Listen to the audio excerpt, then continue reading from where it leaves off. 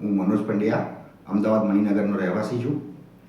મેં 2016ની અંદર મારે કોઈ એક્સિડન્ટ થયો હતો અને એના માટે હું ઓપરેશન કરાવવા માટે રતન હોસ્પિટલ અમદાવાદ મણિનગર ખાતે હું દાખલ થયો હતો.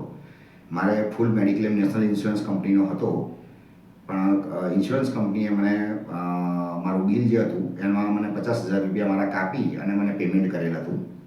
એના માટે મેં બહુ મેલ કર્યા, મેસેજીસ કર્યા, પર્સનલી હું નેશનલ ઇન્સ્યોરન્સમાં મળવા ગયો, પણ એનું કોઈ સોલ્યુશન આવ્યું નહીં.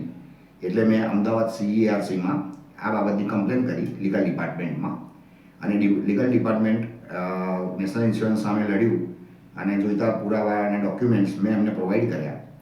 અને આજે 2024ની સાલમાં કોરોના કાળ હતો, એટલે આમ તો 2-2.5 વર્ષમાં કોઈ બી એનું નિરાકરણ આવતું હોય છે કેસનું, પણ 2024માં મારા કેસનું નિરાકરણ આવ્યું અને કોર્ટના આદેશ અનુસાર નેશનલ ઇન્સ્યોરન્સ કંપની એ બાધ્ય થઈ અને એમણે મને મારું પેમેન્ટ એ વ્યાજ સહિત મને અત્યાર સુધીનું જે વ્યાજ થતું હતું એ વ્યાજ સહિત મને CERC નેશનલ ઇન્સ્યોરન્સ પાસેથી અપાવ્યું.